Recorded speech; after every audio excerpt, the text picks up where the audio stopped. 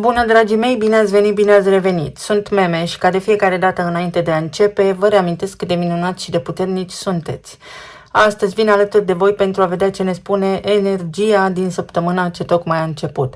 Și vă rog frumos să luați de aici informațiile care rezonează cu voi. Pentru că această emisiune are un caracter informativ, iar energia despre care voi vorbi este la nivel de potențial. Vă mulțumesc tuturor pentru vizionare și vă doresc să aveți o săptămână minunată.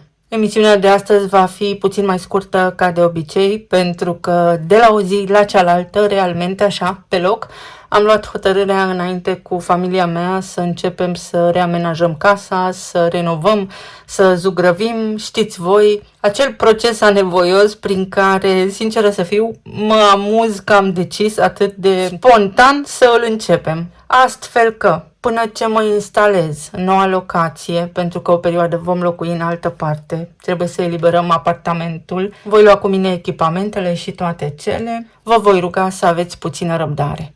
Și vă voi lăsa cu niște informații foarte frumoase, dar și cu caldele mele mulțumiri pentru voi toți cei care mă ascultați atunci când simțiți că aveți nevoie de puțină claritate, de o informație sau de divertisment, de ce nu? Acum să vorbim despre luna nouă din Rac, care se produce în săptămâna ce tocmai a început.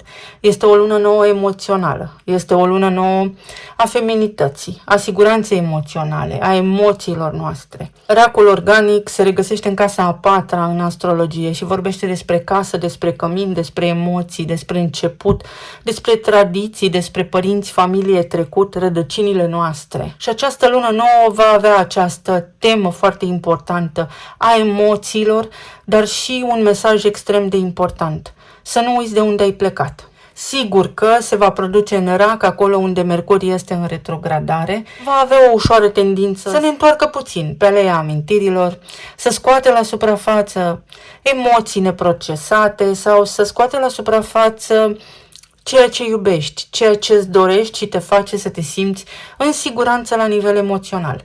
Să-ți deschizi sufletul sau poate în jurul tău vei întâlni sau vei vedea că oamenii încep să își deschidă sufletul. Este o perioadă foarte importantă. Eu am ascendentul în Leu, Jupiter mi-a intrat momentan în casa a 12-a. Jupiter în casa a 12-a este foarte benefic, dar în curând îmi va sta pe ascendent și să știți că am ajuns la concluzia, obiectiv vorbind și cu o luciditate deplină, să îi spunem, că nouă cam ce ne este dat în frunte ne este pus, în sensul în care există un fel de scenariu predefinit al vieții noastre, liberul arbitru și deciziile noastre venind din modalitatea în care reacționăm sau răspundem la temele, la capitolele din scenariul deja predefinit. Sper să aibă sens ceea ce am vrut să transmit, pentru că, da, hărțile noastre sunt o predispoziție ca și un scenariu de film și desigur că avem capacitatea să schimbăm acolo unde ne displace sau acolo unde ne-am învățat deja lecția pentru că vom fi căpătat experiență de viață. Prima carte din oracol este amestecare, alchimie, medicină, capacitate de a vedea dincolo de suprafață, să ajungi la cauză, dincolo de efectul pe care îl vezi în realitatea ta imediată. Să faci altceva.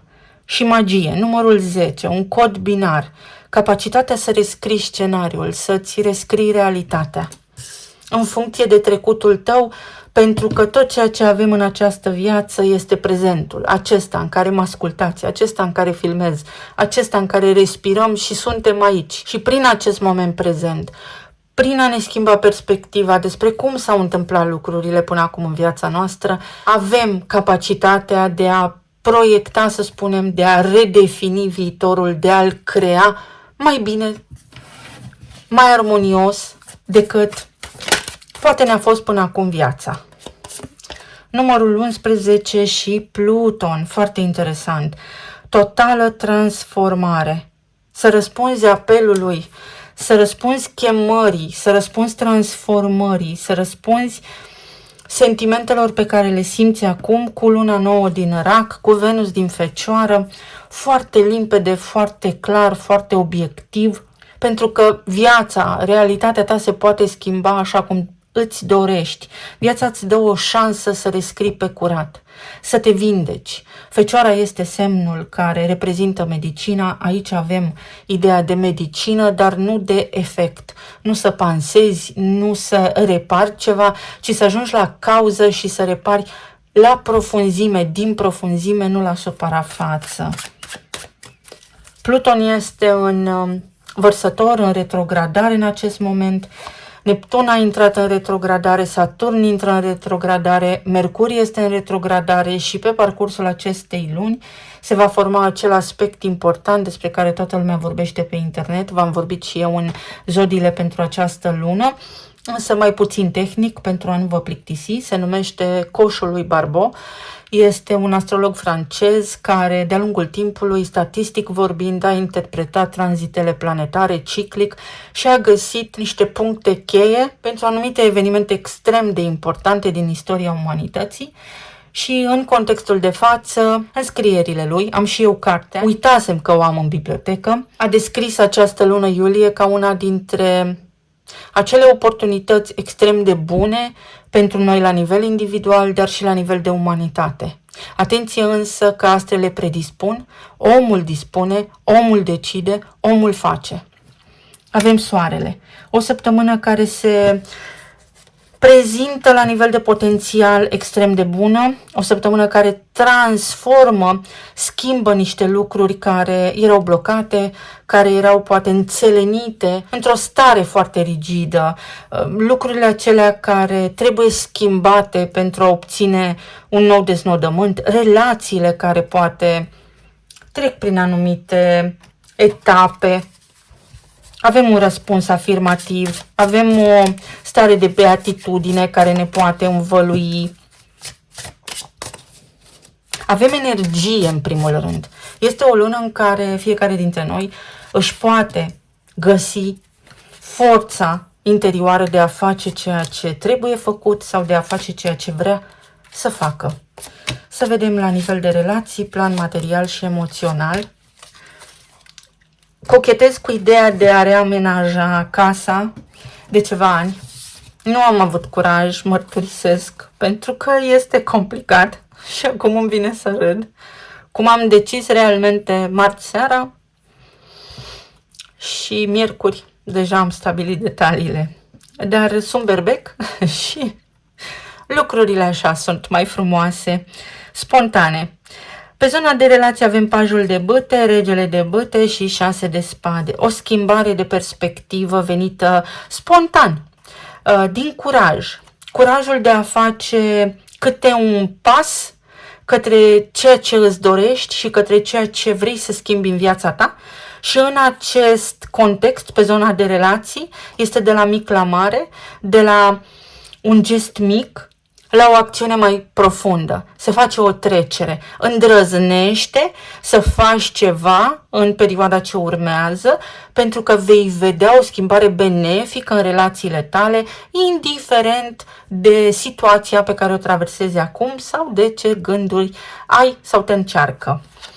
Poate fi vorba despre armistițiu, despre o comunicare apărută spontan de nicăieri, despre cineva care își calcă pe orgoliu pentru a îți scrie, pentru a-ți vorbi. Sau poate fi vorba despre tine, tu cel care mă asculți, care găsești în tine curajul de a spune lucrurilor pe nume, de a spune omului drag ce simți pentru el, de a face anumite lucruri pe care anterior te temeai să le faci. Mi-a căzut spânzuratul întors, schimbarea de perspectivă deja a avut loc, tu cam știi ce vrei să faci, o anume persoană din viața ta cam știe ce are de făcut și își găsește în curând curajul, sau tu ești invitat acum energetic să prinzi curaj, să faci un prim pas cât de mic, pentru că va da rezultate. Pentru aceia dintre voi care aveți deja relații, veți vedea că această săptămână vă aduce mai multă energie să faceți lucruri. Poate planurile pe care le aveți se fac, se întâmplă și se întâmplă lucrurile bine, cu sens. Se poate discuta, se poate comunica. Iată, mi-a ieșit 8 de bâte. Înainte să văd cartea, am simțit energia. Este o săptămână care aduce intensitate, sens, lucruri cu sens, nu făcute în zadar, discuții cu sens, călătorii poate, sau fel și fel de activități, dar care pe termen lung duc la echilibru, duc la starea voastră de liniște, la eliberarea de atașamente obsesive sau de o povară care să spunem că vă îngreuna bunul mers al lucrurilor. În altă ordine de idei, mai văd aici o perspectivă a cuiva care este obsedat, metaforic vorbind, într-un sens bun al cuvântului, de voi și care, fără să se gândească, pur și simplu acționează și vă treziți ori cu persoana respectivă lângă voi, ori vă treziți cu un mesaj din partea acestei persoane. Temperanța. Este o săptămână care calibrează, este o săptămână care rezolvă, este o săptămână care, să spunem că aduce remiza, echilibrează balanța, reglează niște conturi. Energetic vorbind, este o săptămână prin care reușești să faci niște lucruri care stagnaseră, niște lucruri la care ai lucrat, tu și familia ta, tu și partenerul tău, sau pot fi niște lucruri care îți îngreunau viața până acum, care acum au soluții, descoperi soluții, poate fi comunicarea sau poate fi pur și simplu o convingere, o claritate mentală pe care o ai într-o anumită privință, în legătură cu o anumită relație la care te gândești acum. Steagul de final, o linie de finish, casa a noua care este a Săgetătorului, reprezentat de Jupiter, care tocmai și-a început tranzitul prin Leu. O concluzie, un desnodământ, o încheiere, un verdict, niște rezultate clare, așa cum spuneam, o convingere, îți este clar, îți va fi clar ceva anume, din punct de vedere relațional. Este și o săptămână care aduce foarte multe realizări, foarte multe sentimente dezvăluite. Deja tarotul ne-a spus acest lucru, oracolul confirmă. Sunt încheieri de capitole în sensul că începe să vedeți niște rezultate, nu neapărat o încheiere de relație. Dacă ar fi să fie o încheiere de relație, este o încheiere de relație acolo unde lucrurile chiar nu mai funcționau și în sfârșit faceți schimbarea, dar este fără durere, fără atașament, tot răul spre bine. Iubire, casă, fericire, siguranță emoțională cu luna nouă din Rac, familie fericită, sentiment de apartenență, împlinire, afecțiune, pace, liniște și armonie, dorința inimii, pofta inimii. Se întâmplă ceva, ori liniștea voastră trasează, să spunem așa, o nouă direcție în care mergeți de acum începând și în săptămânile ce urmează veți vedea rezultate diferite în relația voastră sau o altă relație, o altă etapă în relația voastră, ori este vorba despre faptul că puteți să vă întâlniți partenerul, partenera de viață acum, că puteți începe niște proiecte, că se pot rezolva niște chestiuni legate de casă. Uite, 6 de spade implică relocarea într-o altă casă, cum voi face și eu. Sunt lucruri bune. La nivel de plan financiar, 5 de monede, 6 de cupe și 5 de bâte. Ați încercat să faceți niște lucruri de-a lungul timpului și lucrurile respective erau blocate. Oriunde vă întorceați cu privirea, același rezultat. Oricât de mult efort ați fi depus, același rezultat. Dar prin evenimentul de lună nouă din Rac, situația se schimbă și veți vedea că veți găsi în voi puterea interioară, așa cum am menționat deja, să resetați lucrurile, să reluați dintr-o stare de bine anumite activități sau ceva ce ați lăsat în urmă pentru a schimba desnodământul. Pentru alții dintre voi energia spune în felul următor: oricât de mult ai încerca, ai depășit momentul, rolul, locul de muncă în care ești și Pluton din Vărsător acum în retrogradare îți spune în felul următor: nu mai juca mic, pentru că poți fi mai mare, poți găsi ceva mai bun de atât. Dacă nu îți ajung banii, poți încerca să-ți schimbi locul de muncă, poți încerca să-ți schimbi perspectiva, poți încerca să îmbunătățești ceva în acest sens, să-ți mai găsești ceva de lucru pe lângă, pentru că poți, este extrem de bun și ți se garantează, desigur, metaforic vorbind, o formă de succes pentru a-ți crește veniturile. În alte cazuri poate fi remedierea unui conflict la locul de muncă sau o remediere, ceva legat de carduri, de conturi bancare, de credite. Se pot rezolva anumite aspecte. 3 de bâte, o soluție care apare, 10 de bâte și puterea sau Jupiter în leu. Se face cumva lumină într-o poveste la nivel financiar sau la locul de muncă sau din perspectivă financiară în această perioadă. Rezultatele te vor satisface la nivel personal, vei fi mulțumit. Ideea este să nu grăbești lucrurile, să lași lucrurile să se așeze cu calm și să te detașezi de ideea de a nu avea bani, să nu spui sunt sărac și așa mai departe. Știți voi cum spun de 4 ani de zile încoace. Hai să luăm și o carte din oracolul financiar. Rebelul. O nouă modalitate de a găsi soluții sau să spui ceea ce ai pe suflet sau să ceri o mărire de salariu sau să-ți ceri drepturile sau să ceri mai mulți bani decât ți se oferă în oferta financiară dacă îți schimbi locul de muncă, să încerci realmente marea cu degetul, pentru că vei obține ceea ce îți dorești. Acesta este potențialul, desigur. La nivel emoțional este regele de monede, pajul de monede și 2 de monede. Ce interesant! Aici avem pajul de bâte și regele de bâte, iar aici energia se stabilizează, se ancorează, devine concret. Ceva din ce-ți dorești tu trece de la idee și intenție la formă și la materie. Niște gânduri care au fost conturate anterior capătă formă în viața voastră, ceva devine concret.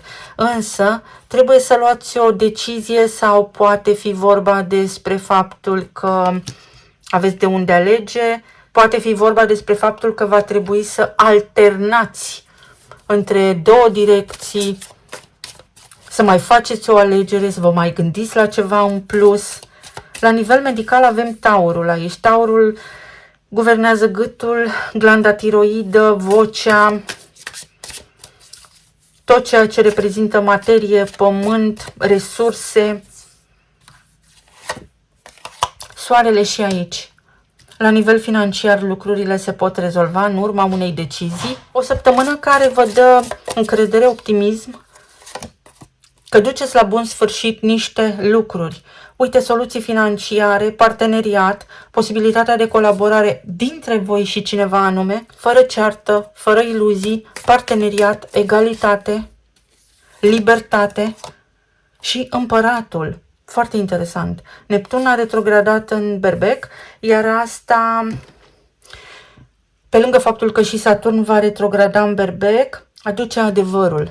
Se aprinde lumina acolo unde anterior era confuzie sau iluzie și veți ști exact cu ce lucrați, veți ști exact pe ce puneți mâna, veți ști exact, începând cu această lună nouă din Rac, pe cine vă bazați și pe ce vă bazați. Iar asta, sigur că da, va fi o fundație extrem de importantă pentru toate planurile voastre de viitor, de acum începând. Să vedem ce ne spun și talismanele.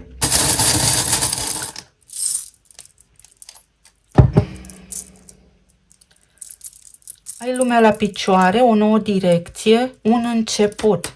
Poate aveți legătură cu un berbec unii dintre voi sau poate fi fix momentul prezent în care iei o hotărâre care te ajută să și închei un capitol vechi și să și inițiezi ceva nou. Pasărea Phoenix pe Pluton de aici, uite, fix în retrogradare, care îți spune detașează-te de obișnuințe toxice. Detașează-te de rezultat, privește situația limpede, privește situația și prin filtru emoțional, dar și prin filtru mental, pentru a putea încheia, pentru a putea clarifica acele situații complicate din viața ta. Acele lucruri complicate din viața ta. Se încheie ceva și apare o schimbare, o mutare. Decizia ta este una extrem de bună, te poziționează într-o postură, într-o poziție de autoritate care îți dă încredere. Pentru alții dintre voi poate fi o soluție venită din partea unor autorități, o nouă direcție, o închidere de cerc, să lăsați deoparte ce n-a funcționat pentru că apare alt loc de muncă sau apare altă idee sau apare alt răspuns din partea altei bănci, spre exemplu. O albinuță, veți vedea că lucrurile merg, funcționează și se întâmplă.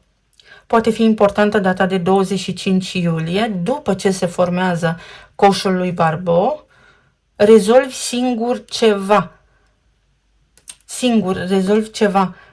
Se analizează sau analizezi niște pași, dar trebuie să ții cont de experiența anterioară sau de niște lucruri din trecut pentru a nu se repeta istoria sau pentru a nu face de 2 ori aceeași greșeală. Primești și ajutor, la locul de muncă este de muncă, la locul de muncă lucrurile funcționează ok, dacă era vreun conflict acolo, acesta se diminuează. Un prieten foarte bun te poate sprijini, te poate ajuta, cineva ți este loial, așa cum am spus, cineva aici, chiar dacă nu este lângă tine, în imediata ta apropiere, există o conexiune și telepatică și energetică și mentală între voi, lucrurile nu s-au sfârșit, doar se transformă, se schimbă un lot. Un lot înseamnă o bucată, ce este al tău este pus deoparte, poate fi un interval de timp, ceva ce se întâmplă benefic, o programare pe care o obții. 28 este din nou important aici, sau 10 ca număr, ora 10, roata destinului, Pars Fortune, un punct al norocului. Este o săptămână extrem de bună, mai ales pentru unii dintre voi care știți să lucrați cu energia în sensul că nu vă lăsați copleșiți de lucrurile care se întâmplă și în permanență aveți încredere că orice ar fi, veți rezolva și veți trece cu bine peste tot și peste toate. Mai este aici cuvântul tol verde, sunt acele linii telefonice unde suni și primești ajutor, unde suni și faci donații sau unde suni și ți se oferă un sfat în funcție de dorințele tale sau de nevoile tale și este un număr gratuit. Deci poți apela la cineva pentru că ți se oferă ajutor necondiționat, cineva te sprijină atunci când ai tu nevoie, poți sta liniștit pentru că nu ți se cere nimic la schimb. Sau în această perioadă te convingi de relația dintre tine și anumiți oameni, acolo unde există condiționări și unde nu, cine este sincer cu tine și cine nu. Inițiala B și numărul 8. Numărul 8 este și numărul lui Saturn, dar este și puterea. Asta ar fi un Saturn în Leu. Foarte interesant este Saturn în Leu ca energie. Această energie ne spune că s-ar putea să ai un conflict cu vizibilitatea, să fii timid, să simți rușine și așa mai departe, însă nu ai ce-i face, ești vizibil, ești în centrul atenției sau va trebui să faci asta. Trebuie să faci asta. Nu mai poți amâna sau nu poți evita anumite situații, anumite contexte, pentru că după ce treci peste frica, peste indecizie, peste acest impas, vei fi mai bine ca oricând. Și mai este Olt, un râu, o apă care curge. Asta înseamnă că totul trece sau să te adaptezi. Să nu ții de lucruri, să încerci să eviți să controlezi anumite lucruri, să eviți ceva de genul, mă duc marți la piață, neapărat mă duc marți la piață. Și chiar dacă te simți puțin amețit sau te doare capul, te duci la piață. Nu, dacă te doare capul, te duci miercuri. Asta înseamnă că tu vrei neapărat să controlezi, ai tu părerea ta și nu poți trece peste acea părere. Sau să schimbi ceva, să-i lași și pe ceilalți să vorbească, să asculți și părerile celorlalți. Sau să nu ai o părere. Să încerci să eviți să ai o părere în legătură cu anumite lucruri care nu te privesc. De ce? Pentru că așa îți păstrezi energia și o vei putea direcționa către lucrurile care sunt importante pentru tine cu adevărat. Eu vă mulțumesc foarte mult, vă doresc să aveți o săptămână minunată, sper să fie și a mea ușoară, sper să reușesc să mai vin alături de voi în perioada ce urmează, în săptămâna ce urmează. De îndată ce îmi instalez toată aparatura, va fi interesant de văzut. Ne auzim aici, ca de obicei, cu drag, cu bucurie multă și cu multă încântare. Să fiți bine, sănătoși și iubiți oriunde vă aflați în această lume și să ne auzim cu bine și data viitoare. Pa, pa!